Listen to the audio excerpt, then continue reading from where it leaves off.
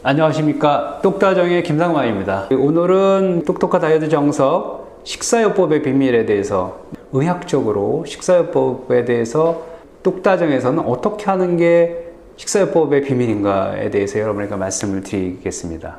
한마디로 요약하면 이겁니다. 다이어트는 굶는 것이 아니다. 참는 것이 아니다. 배고프면 먹는 거다. 배고파도 참아야 된다. 절대로 그래서는 안 된다. 왜 그러면 안 되는지에 대해서 여러분에게 드리겠습니다. 그래서 오늘 똑다정은 식사요법의 비밀에 대해서 설명하죠. 물론 덜 먹어야 된다. 틀린 얘기 아니에요. 기본이긴 합니다. 몇 칼로리 이런 얘기 굉장히 많이 하죠. 나는 하루에 몇 칼로리만 먹어야 되고 내가 필요한 요구량이 있고 운동량이 있으면 보통 내가 60kg면 뭐 곱하기 33을 해서 내가 필요한 열량이 이 정도고 활동량이 적으냐 많으냐에 따라서 거기도 1.0에서 1.6까지 곱해가지고 자기한테 이 필요한 열량을 이제 찾아서 그거보다 적게 먹고, 제가 옛날에 한 30년 전만 해도 굉장히 그걸 강조하고 저도 실제적으로 그걸 굉장히 강조했던 사람인데, 막상 진료를 하다 보니까 정말 안 먹는 사람 중에서 살을 못 빼는 사람들이 굉장히 많았어요. 그 열량에 의해서만 결정되지 않는다는 거죠. 정말 물만 먹어도 살이 빠지지 않는다. 이런 사람들이 대부분 다 진료실에 오고 여러분들 중에서도 그런 고민을 갖고 계실 거예요. 진짜 제 환자분들 중에는 하루에 600kcal 밖에 안 먹어요. 그러니까 한 끼죠, 한 끼. 한 끼도 제대로 안 먹는 사람이 있어요. 근데 그 사람 먹는 방법을 보면은 살이 찌게 먹어. 600kcal를 먹는데 계속 뭘 먹어요. 그러니까 배고픔이라는 걸 못 느껴요. 그러니까 자기는 별로 아니라고 생각하는데 조금 배고프면 설탕 커피를 먹는다든가 쿠키를 하나씩 먹는다든가 그런 걸 잊어버려요. 자기는 그걸 먹었다고 생각하지 않아.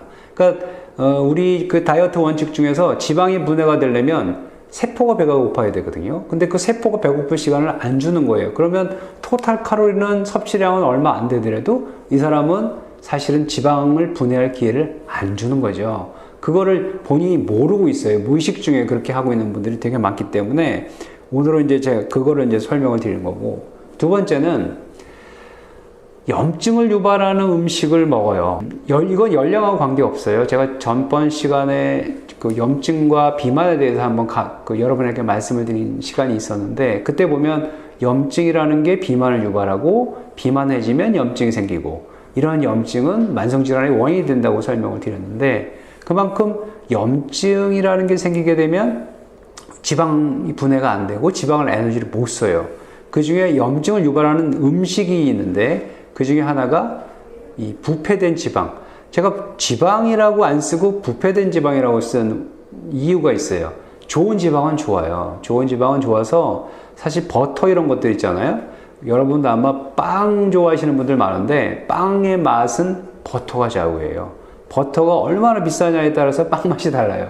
좋은 버터는 좋은 맛을 내는 빵이 되는데, 문제는 이 부패된 지방, 산화된 지방이, 이제 지방이라고 하는 거는 우리가 산화라는 말을 써요. 왜냐하면 지방이라는 거는 이중결합이 있기 때문에 거기가 산소가 들어갈 그 여유 공간이 굉장히 많거든요. 그래서 지방은 다른 음식보다도 부패되기가 되게 쉬워요. 그래서 우리가 이걸 산화된 지방이라고 되어 있는데, 우리 몸에 안 좋은 물질을 받아들이기 때문에 염증을 일으켜요. 그래서 이러한 지방은 열량을 떠나서 우리 몸에 염증을 유발하는 지방이 돼요. 그래서 이런 음식을 안 먹어야지만 돼요. 열량하고 상관없이. 두 번째, 오래된 음식도 마찬가지예요. 이 오래된 음식은 여러분 냉장고에 꽝꽝 얼려놓고 안 변했다고 생각하죠. 물론 세균은 없을 수 있어요. 하지만 이 단백질이라는 거 하는 거는 변성이 돼요. 그리고 모든 음식은 변성이 돼. 심지어는 뭐 꽃게라든가 이런 갑각류도 얼려놓고서 그 다음에 맛이 좀 변하잖아요. 그건 변한 거예요. 오래된 음식은 단백질이 일종의 보면 변한 거기 때문에 우리 몸에 들어오면 그게 좋은 음식으로 작용하지 않아요.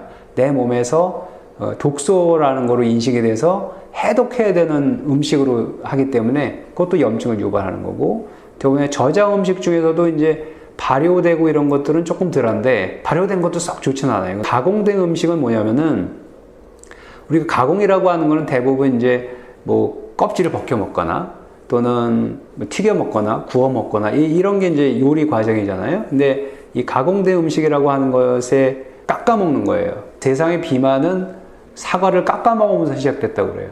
사과를 깎아 먹게 되면은 우리가 알맹이만 먹죠. 근데 부드러운 것만 먹으니까 우리가 사과를 하나 먹을 수 있는 걸 2개 먹을 수 있잖아요. 그러니까 열량이 많죠. 근데 사과의 모든 영양소는 어디에 있죠? 껍질에 있어요. 항산화 성분이라든가 우리 몸에 좋은 섬유질이라든가 다 껍질에 있는데 그건 다 까먹고 그거는 다 깎아놓고 알맹이만 살짝 먹으면 알맹이에 있는 그 열량만 먹게 되잖아요. 그러니까 열량은 많이 섭취하고 우리 몸에 좋은 영양소들을 안 먹게 되고 영양 불균형을 만드는 거죠. 그렇게 깎아 먹는 것도 가공한 거지만 또 튀겨 먹거나 구워 먹거나 그러면 뭐 비타민 C라든가 이런 거는 그냥 무조건 파괴가 되는 거죠. 그러니까는 그러한 항산화 식품, 특히 우리 몸에 필요한 이런 비타민과 미네랄들이 가공된 음식에서 다 없어지는 거고, 또 깎아 먹는 것 중에 또 가장 중요한 또 음식이 뭐가 있죠? 쌀이죠, 쌀. 쌀이 이제 정제한다고 그러죠. 그래서 우리가 7부도미, 8부도미, 9부도미 이렇게 깎아 먹는 과정을 이제 많이 깎을수록 이제 이게 높아지게 되는데, 그러면 그 쌀겨에 있는 비타민 B가 풍부한 그 껍질 같은 거, 그 다음에 올리자놀, 그 다음에 이제 그러한 성분들은 다 깎아 먹고 열량만 많은 분들만 또 밥을 해 먹으니까, 그러니까 이런 가공된 음식은 비만을 유발하는 방법이에요. 그러니까 요리하는 것들이. 그래서 그게 하나가 되고, 두 번째 이제 가공되고 정제된 음식인 거죠. 그 다음에 이 달콤하고 고소한 음식은 제가 다시 설명을 드릴 건데, 달콤한다는 거는 탄수화물이 많은 거고, 고소하다는 거는 염증을 유발하는 지방이 많다는 뜻이에요. 특히 오메가6가 많은 건데, 그래서 이런 음식 같은 경우가 이제 또 염증을 유발하는 거고, 또 소화가 안 되는 음식이에요. 콩밥을 먹는다든가 현미밥을 먹는다든가 이런 분들이 있는데, 그 방법이 맞는 분들이 있어요. 근데 그런 방법이 안 맞는 사람들이 더 많아. 왜냐하면은 그런 음식을 소화를 못 시키는 분들이 있어. 소화가 덜 된 그런 음식이 장으로 내려가게 되면 우리 몸에 장내 세균 불균형뿐만 아니라 우리 몸에 부하가 생겨요. 그러면 염증을 유발하는 거예요. 저는 편식을 찬성하는 사람이에요. 그 아이들 같은 경우 어머님들이 이제 그 얘는 뭐 그 편식을 해서 비만이 왔어요 이렇게 얘기하실지 모르겠지만, 걔는 그걸 안 먹는 이유가 있어요. 에피소드를 하나 얘기하면, 당근 좀 먹게 좀 의사 선생님이 얘기해 주세요. 그래서 음식 알레르기 검사했더니 당근에 알러지가 나와요.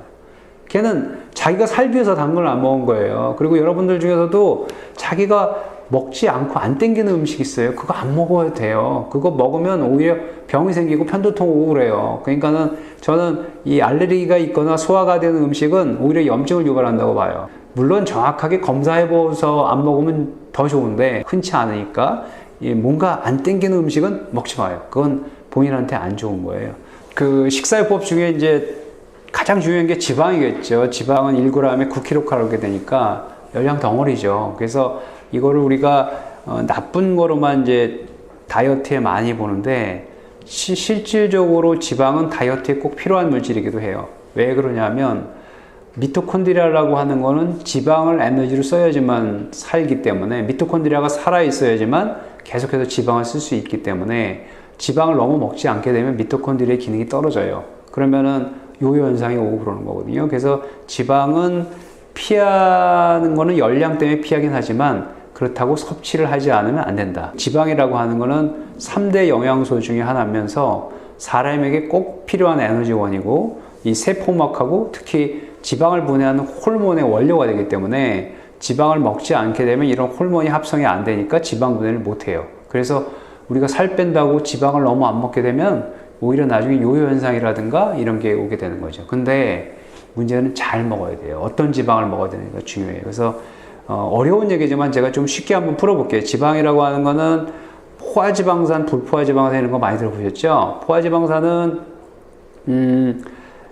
말 그대로 포화가 됐다고 하는 거는 뭐가 이제 들어갈 틈이 없는 거죠. 그 들어갈 틈은 원래 이중결합이라는 거거든요. 그래서 이중결합이라는 게 있는 것이 이제 불포화고, 이중결합이 없는 걸 우리가 포화지방산이라고 그래요. 그래서 포화지방산은 어떻게 구분하느냐? 우리가 이제 화학적으로 안정화됐기 때문에 포화지방산은 이런 실온에서 고체죠. 그래서 고체라고 하는 거는 이제 화학적으로 안정이 됐고, 액체라고 하는 거 또는 기체라고 하는 건 불안정한 거죠, 화학적으로. 그래서 우리가 포화지방산, 불포화지방산을 나눌 때 포화지방산은 이중결합이라는 게 없는 거고, 불포화지방산은 이중결합이 있는 거예요. 그래서 이 포화지방산은 보통 우리 몸에 축적된 이런 동물성 지방 이런 것들을 다 포화지방산, 버터 이런 것들이 다 이제 이 포화지방산이죠. 근데 옛날에 그 컨셉에는 열량일 때는 무조건 이 포화지방산을 나쁜 거로 생각했어요. 제가 이전에 방송했을 때 보면 포화지방산을 먹지 말자, 그래서 삼겹살을 먹지 말자, 뭐 이런 방송, 지금은 창피해요 아주. 그 방송 혹시 보시면은 못 본 걸로 하시고. 그런데 이 포화지방산 중에는 좋은 포화지방산을 먹어야 돼요. 그러니까 오히려 포화지방산이 불포화지방산보다 안전할 때가 있어요. 왜냐하면 이 포화지방산은 말 그대로 산화가 불포화지방산보다 잘 안 돼요. 그렇기 때문에 좋은 버터라든가 이런 것들은 오히려 먹어야 되는 지방산이에요. 그 좋은 버터 중에 뭐 목초로 키운 그 소의 우유에서 짠 버터 이런 걸 이제 강조하잖아요. 굉장히 좋죠. 그렇지만 그거보다도 이 숙성이 잘 된 이런 버터 같은 경우는 오히려 좋은 포화지방산이기 때문에 그걸 먹어야 되고, 두 번째 제가 옛날에 그 팜유라고 해서 식물성 기름이지만 액체지만 그거는 포화지방산인 그런 팜유가 있었어요. 우리 뭐 코코넛 무슨 비스켓, 제가 상품명은 말씀을 못 드리겠지만 거기에 이제 팜유가 들어가 있는데 저는 그거를 굉장히 나쁜 지방이라고 생각했거든요. 근데 팜유는 오히려 다이어트에 써요. 요새 MCT 다이어트라든가 이런 것들 이제 글을 쓴 것처럼 포화지방산, 좋은 포화지방산, 특히 산화가 잘 되지 않는 포화지방산은 오히려 먹어야 되기 때문에 과량 섭취는 문제가 되지만 우리가 적당한 섭취는 꼭 해줘야지만 다이어트에 도움이 되는 거고, 또 그 다음에 이제 불포화지방산은 굉장히 좋게 생각했어요. 옛날에는 정말 불포화지방산이 답이다. 그래서 뭐 액체로 되는 기름을 먹어야 된다. 뭐 들기름, 참기름, 뭐 콩기름, 뭐 이런 것들이 이제 그 각광을 받았을 때가 있었는데, 이 불포화지방산은 액체이기 때문에 화학적으로 불안정해요.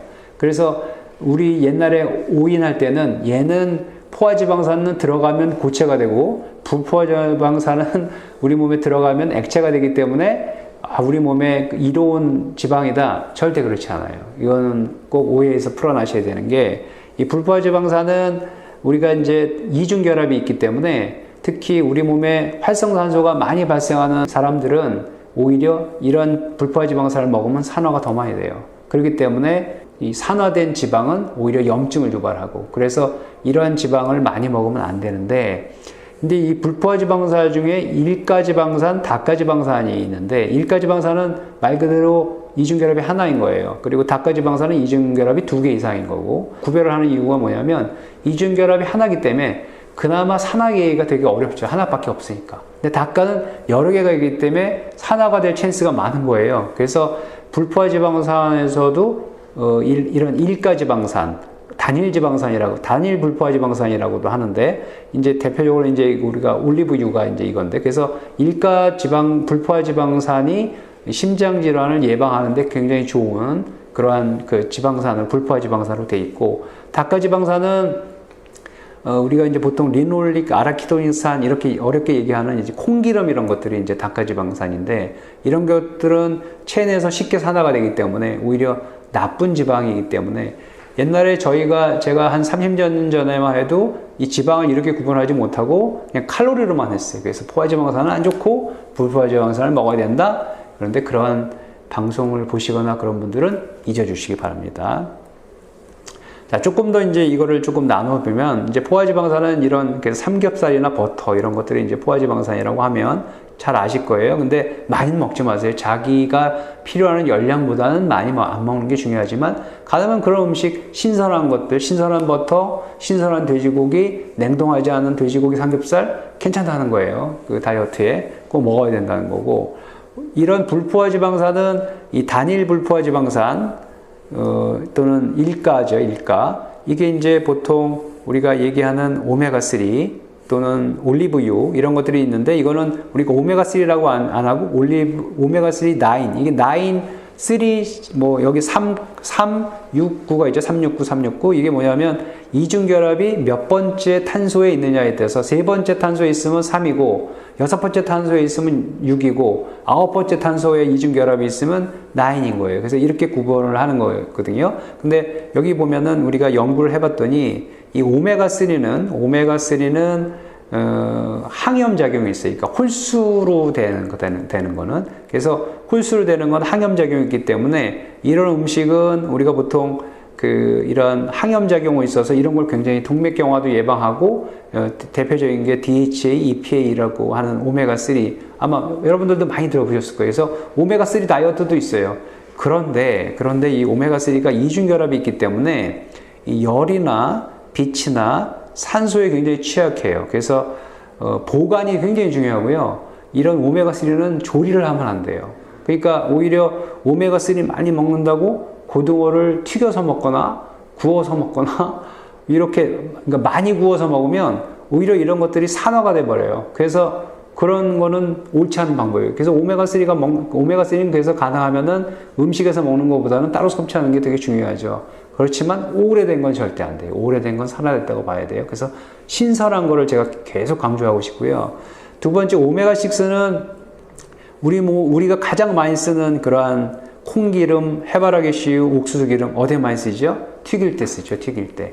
이런 것들은 우리 염증을 유발하는 아라키도닌산을 만드는 원료가 되기 때문에 이걸 많이 먹게 되면은 염증을 유발해요. 하지만 오메가6도 안 먹어서는 안 돼요. 왜냐하면은 이게 면역 기능이 굉장히 중요하거든요. 오히려 오메가6가 부족하면 아토피가 생겨요. 우리 몸에 항상 수분이 촉촉하고 이 피부가 이렇게 반질반질해지려면 이 오메가6가 있어야 되거든요. 그래서 오메가6를 너무 안 먹어도 안 되고, 오메가3를 이제 조금 설명하면 아까 제가 말씀드린 것처럼 오메가3는 항염작용을 갖고 있고, 그리고 오메가6는 오히려 염증을 유발하는 걸 갖고 있다. 이렇게 하면 되는데, 문제는 말이죠. 우리가 이런 이 기름 중에 어떤 건 오메가3만 있고, 어떤 건 오메가6만 있고, 어떤 건 오메가9만 있고, 그렇지 않아요. 이게 비율이 조금씩 달라요. 그래서 우리가 흔히 먹는 기름을 제가 조금 하면, 올리브유가 우리나라는 없지만 수입을 많이 갖고 오죠. 올리브유는 주로 오메가9 위주로 봐요. 그렇다고 오메가3가 없는 것도 아니고 6가 없는 것도 아닌데, 그래서 1대 6대 75 정도로 이제 돼 있고, 그 다음에 포도씨유는 오메가6가 많죠. 6가 많고, 옥수수 기름은 비슷비슷한데, 특히 오메가6, 오메가9 중에서 또 이것도 오메가6가 좀 많은 편이고, 콩기름은 의외로 오메가3가 많아요. 그렇죠? 오메가3가 많고, 또 오메가6도 많고, 오메가9은 좀 하고, 카놀라유는 그렇고, 그 다음에 우리가 이제 많이 먹는 게 이제 참기름, 들기름인데, 우리나라 사람들은 들기름이 좋다고 하는 게 이제 이거예요. 그래서 이 들기름이 오메가3가 많기 때문에 함유점을 갖고 있는데, 특히 들기름이 좋은 이유가, 제가 이제 오메가3를 많이 드시라고 하면 비려서 못 먹는다고 돼요. 비려서. 대부분 다 고등어 싫어하는 사람들이 다 비려서 못 먹잖아요. 근데 들기름은 비리지 않는 오메가3가 많은 기름 중에 하나예요. 그래서 만약에 여러분들 중에서 비린맛 싫어하신다는 분들은 이 들기름을 드시는 것이 저는 가장 좋다고 생각이 돼요. 자, 그런데 제가 이제 또 하나 이제 말씀드리는 거는, 요새 트랜스 지방산이라는 거 많이 들어보셨어요. 트랜스 지방산. 트랜스 지방산은 사실은 화학적으로는 불포화 지방산이에요. 그래서 우리 몸에 축적이 안 된 지방산이라고 이제 보시면 되는데, 원래는 이제 불포화 지방산이니까 몸에 좋다고 생각을 했었어요. 그 전에 그런 적이 있었어요. 근데 트랜스 지방산의 유래가 어떻게 되냐면, 옛날에도 이제 지방이나 이런 것들을 이제 기름을 이제 보관을 해야 되잖아요. 올리브유나 이런 걸 보관을 해야 되는데, 옛날에는 그릇이라는 게 없었어요. 용기가. 그래서 양치기 목동들이 그 양의 위 있잖아요. 위를 잘라서 밑에를 막아가지고 거기다 기름을 보관을 했어요. 그랬더니 기름을 보관을 했는데 갑자기 기름이 허옇게 변했어. 근데 그 맛이 엄청 고소하고 맛있어. 그게 생크림인 거거든요. 왜 생크림이 되냐면, 양의 위에는 뭐가 있죠? 위산이 있어요. 위산이라고 하는 거는 염산이잖아요. HCl. 그러면 거기 수소가 있어요. 수소가 결합이 되면서 그 지방을 산화시킨 거예요. 그렇기 때문에 원래는 불포화 지방산을 보관했던 건데, 그것이 보니까 산화가 된 지방인 거죠. 그러니까 이거는 불포화 지방산이지만 산화된 지방산이기 때문에 아주 우리 몸에 해로운 지방산이죠. 그게 트랜스 지방산이에요. 그래서 불포화 지방, 그게 마가린, 쇼크티닝 이런 것처럼 근데 이제 이것을 우리가 이 유혹에 벗어나지 못하는 이유가 뭔지 아세요? 이게? 왜냐면 이게 너무 고소하고 맛있어. 그리고 요리하기가 되게 쉬워요. 우리가 보통 불포지방산 같은 경우에는 액체로 되어 있기 때문에 드레싱밖에 못 하잖아요, 드레싱. 아니면 뭐 튀기는 데 쓰거나 그것밖에 못 하게 되는데, 이런 쪽에 이제 그 만들어낸 거를 사실상 요리의 혁명이라고 그래갖고, 이 식품 연구하는 사람들은 너무너무 이거를 찬사를 보내. 유럽에서 트랜스 지방산이라는 게 있고, 이 지방산으로 이런 생크림 케이크도 만들고 뭐 다 쓴 거지. 다 썼는데 너무 맛있고 그랬지. 근데 알고 보니까 이거는 산화된 지방산이기 때문에 염증을 유발하는 지방인 거예요. 그래서 이런 것들이 대부분 심혈관 질환에 나쁜 영향을 미친다는 사실이 알려지면서 이제 세계 각국에서는 트랜스 지방의 표시를 도입해서 이제 먹지 않게 했죠. 자, 트랜스 지방이 많은 음식들이에요. 여러분들 전자레인지용 팝콘, 감자튀김, 그 다음에 크로상. 크로상도 뭐 여기에는 트랜스 지방이 버터가 많이 들어가 있죠. 그래서 좋은 크로상은 괜찮아요. 근데 이제 좀 싸고 이런 것들, 그리고 오래 보관한 오래된 크로상 이런 거는 이런 트랜스 지방이 많고, 페이스트리 맛있죠. 얼마나 고소하고 맛있어요. 그 다음에 초콜릿 케이크 조각, 그 다음에 비스켓 파이, 여기에 트랜스 지방이 많아요. 먹고 싶지 않으세요? 바로 이 유혹에서 벗어나는 일이 여러분이 다이어트에 성공하시는 일이에요. 그래서 이걸 줄이는 게 이제 가장 중요하고, 그 다음에 이제 또 하나 제가 하나 말씀드리는 게, 고소한 음식과 식욕. 우리가 이제 탄수화물은 우리가 어떻게 안 먹는다고 쳐도 고소한 음식과 식욕을 이제 해야 되는 건데, 이 고소한 음식이 바로 이 염증을 유발하는 아라키도닉산이 많은 리노린산, 특히 오메가6죠. 이게 많아요. 이런 것들은 우리 몸에 들어가면 내인성 칸나비노이드라고 하는 나를 기분 좋게 하는 물질을 이제 증가시켜가지고 식욕을 증산시키고, 그리고 체중을 증가시키고 지방 침체가 촉진시키기 때문에, 이런 것들은 식욕을 자극시키면서 고소한 맛, 우리가 잊을 수 없는 맛, 달콤한 맛, 고소한 맛 아닙니까? 그래서 이 고소한 맛에서 벗어나야 돼요. 그래서 억울하지만 비린 맛을 조금 우리가 선호를 해야 되는데, 그래서 이제 비린 맛 중에서도 오메가3가 비린 맛이 없는 게 참기름이라고 제가 들기름이라고 그랬잖아요. 그래서 이러한 쪽을 먹되 만약에 우리가 좀 먹고 싶다고 하면 그런 쪽으로 대체하는 것이 이제 지방을 하는 거고, 그 다음에 이제 조금 제가 전문적으로 제가 말씀을 드리는 것 중에 하나가, 제가 하나가 빠진 게 있는데, 올리브유가 종류가 많아요. 여러분 혹시 올리브유 볼 때 익스트라 버진, 퓨어. 제가 옛날에 유럽에 비만학회를 갔다 오면, 그때는 30년 전이니까 우리나라에 이 올리브유가 거의 없었어요. 그래서 그리스 학회나 이런 데 갔다 오면 정말 그걸 가지고 오면은 내가 스파게티를 하면 정말 요리사가 한 것 같이 맛있어가지고 인기가 있었었는데, 그 오메가3가 보니까 익스트라 버진이 있고 버진이 있고 퓨어가 있었는데, 그 정제를 했느냐 안 했느냐에 따라서 돼 있어요. 그래서 가장 질이 좋고 이런 거는 익스트라 버진이에요. 그건 주로 드레싱이나 이런 거에 사용하고, 버진이 이거 중간 단계고, 그 다음에 퓨어라고 있어요. 그 퓨어가 주로 튀김용으로 쓰는, 그래서 튀김으로 써도 파괴가 좀 덜 되게 할 수 있기 때문에, 그래서 그런 종류를 다 생각하고서 요리에 사용을 하셔야 돼요. 제 친구는 익스트라 버진 갖고 튀김을 하는 그런 친구도 있어요. 그래서 제가 너는 참 대단하다 내가 그러는데, 어떻게 보면 무식한 거죠. 그렇죠? 제 친구라서 누구라고 말은 못하지만. 그 다음에 두 번째는 이제 염증을 자극하는 그 물질 중에, 제가 염증과 비만일 때 히스타민이라는 말을 처음 했는데, 이거를 의외로 모르시는 분들이 되게 많으세요. 히스타민은 히스틴이라는 아미노산이 히스타민이라고 하는 거로 전환된 건데, 히스타민 한번 생각나시는 거 있죠? 알러지.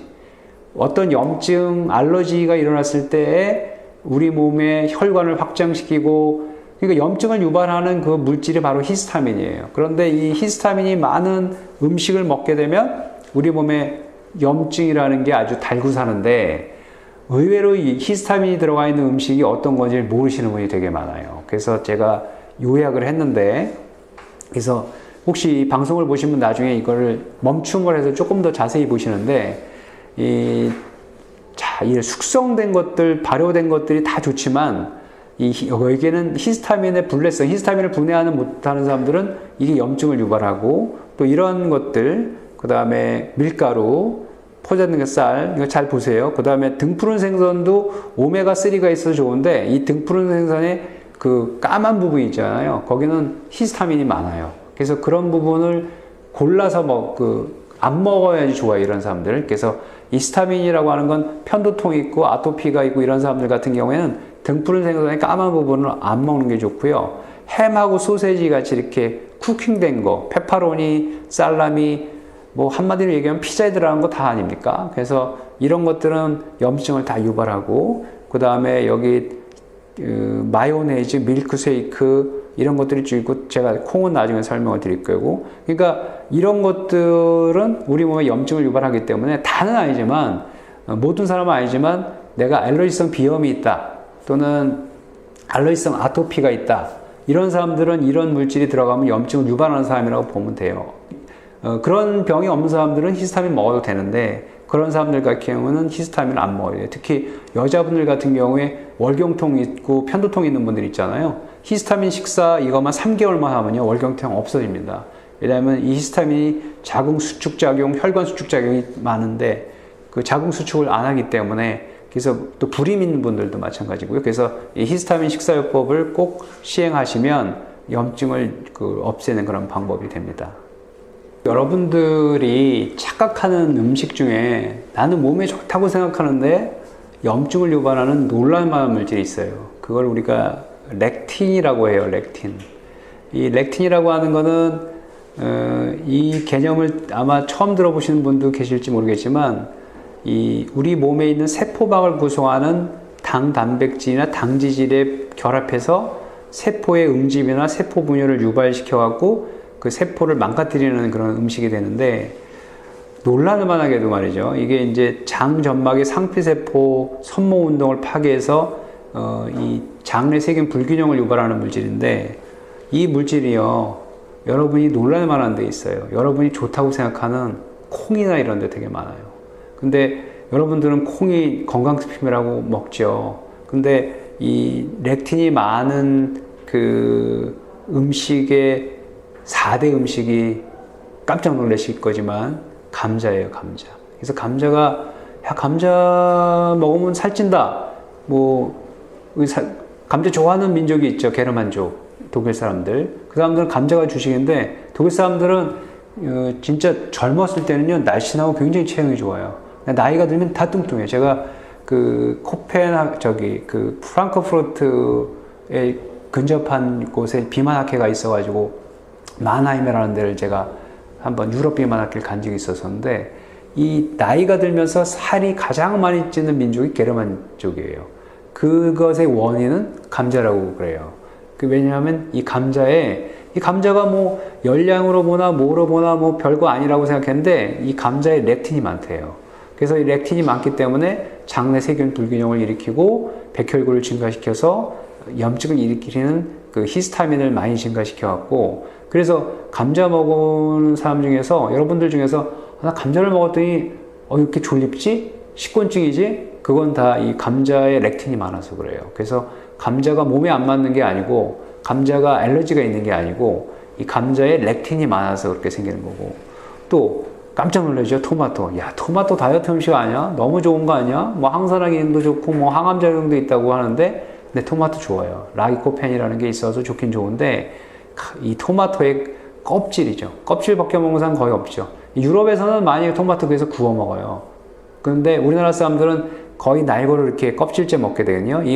이 껍질을 벗기면 그 얇은 그거 있죠. 거기에 렉틴이 많아요. 그래서 이 토마토를 먹으면 뭔가 기분이 안 좋고 오히려 소화가 안 되는 사람들은 렉틴을 분해하는 효소가 없어서 그래요.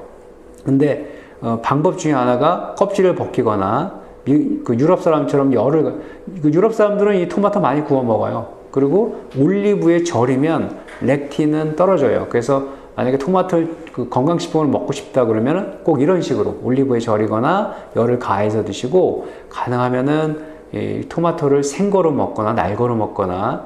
그런데 소문이 나서 뭐 좋다고 건강식품이라고 먹으면 오히려 자기한테는 안 좋을 수 있다는 거 꼭 명심하시고요. 또 세 번째 건강식품의 대표적인 게 콩 아닙니까?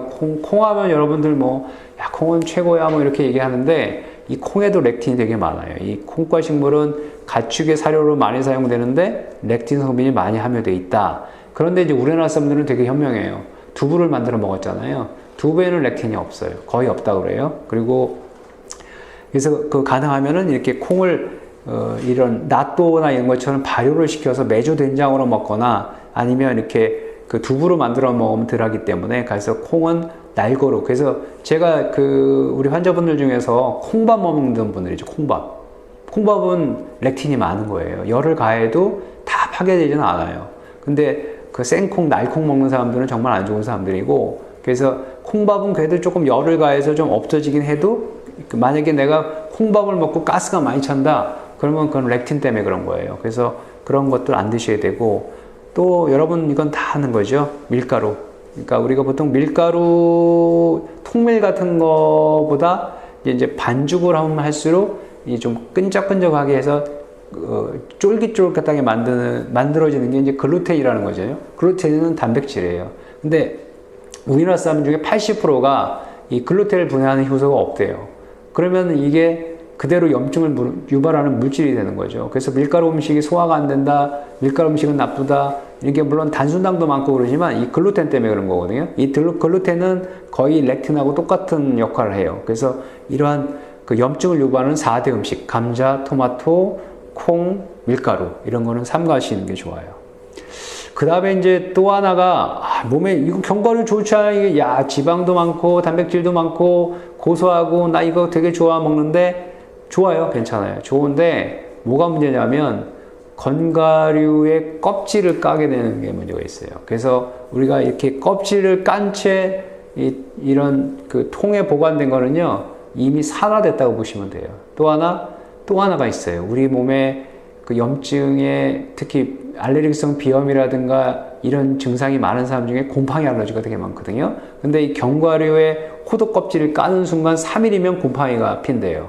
그 다음에 눈에 안 보일 뿐이지. 아몬드도 마찬가지고. 그래서 땅콩도요, 우리가 피넛이라고 해서 이렇게 껍질째 있는 피넛을 바로 까서 먹으면 아무 문제가 없는데, 깐 거를 오래 놨다가 먹으면 곰팡이가 있거나 산화가 됐다고 보시면 돼요. 그래서 신선한 거를 먹으면 되는데 오래된 견과류는 오히려 몸을 해칠 수도 있다. 그걸 제가 말씀드리고 싶고요. 그 다음에 이제 등푸른 생선 얼마나 몸에 좋아요, 그렇죠? 몸에 되게 좋고 오메가3도 많고 굉장히 좋은 음식으로 돼 있는데 이 비린다고 하는 거에 이제 힌트가 있어요. 우리가 염증이 있을 때는 비린 거 먹지 말라 그래요. 실질적으로 그 비린 거 먹으면 옛날에는 아주 우스운 얘기지만 우리 어릴 때 폭염수술 같은 거 많이 하거든요. 폭염수술 여자분들은 모르겠지만 남자분들은 이제 폭염수술 하면 이제 껍데기를 벗겨서 이제 이 생살을 벗긴 거예요. 생살을 자른 거거든요. 그러니까 염증이 생기죠. 근데 그때 의사 선생님들이 비린 거 먹지 말아요, 뭐 술 먹지 말아요 이렇게 얘기한단 말이에요. 우리가 이제 어렸을 때도 폭염수술 하지만 다 커서 예비군 훈련 때 폭염수술 하는 사람도 있어요. 예비군 훈련 면제시켜줬거든요, 그때. 그러면 그거를 이제 폭염수술을 받고, 그 다음에 이제 불임수술을 하고 이러면서 이제 가서 술을 먹으면 팅팅 보여. 그러다가 비린 음식 먹으면 더 팅팅 보. 염증을 유발하기 때문에 그렇죠. 어떤 것 때문에 그렇다고요? 오메가3가 아니라 거기에 있는 까만 부분. 그게 히스타민을 많이 만들어내는 단백질이거든요. 그래서 이 비린 생선도 등푸른 생선 쪽은 염증을 좀 유발할 수가 있어요. 특히 이 비린 생선이라고 하는 거는 불포화 지방산이 많은 거잖아요. 이게 오래 두면 산화가 되죠. 그래서 생선도 신선한 걸 먹어야 되지 오래된 거를 먹게 되면은 산화된 지방을 먹는 거하고 똑같이 되는 거죠. 자, 이거는 뭐 항염증 피라미드는 전에 제가 한번 설명드린 게 있어서 생략하고 넘어가고요. 그래서 저희 똑다정에서 얘기하는 다이어트의 정석은 먹지 않는다, 굶는다, 이것이 아니고 첫 번째 원칙, 좋은 음식은 실컷 먹자. 배고플 때는 실컷 먹자라는 거예요. 근데 그 좋은 음식이 뭐냐? 신선한 음식, 그리고 정제되지 않은 음식, 덜 조리한 음식, 그리고 나한테 소화가 잘 되는 음식, 나한테 알레르기가 없는 음식, 그리고 물은 많이 먹자. 그리고 만약에 이런 걸 먹지 못한다면 아무래도 부족하거든요. 그러면 우리가 지방을 에너지로 사용할 때 많은 효소가 활성화되고 그 효소가 활성화될 때 필요한 이 바이타민과 미네랄이 있는데 이런 것들은 또 부족해질 수가 있잖아요. 그런 거는 따로 섭취하는 게 좋아요. 그래서 나중에 제가 똑다정에서 추천하는 다이어트에 필요한 비타민과 미네랄은 따로 섭취하는 것이 좋습니다. 그래서 식사요법을 요약을 제가 다시 하면 배고플 때는 먹자. 그리고 굶는 것이 아니라는 걸 말씀드리고, 해로운 음식을 안 먹는 거다. 그리고 좋은 음식은 먹자. 그런 이제 마지막으로 군것질.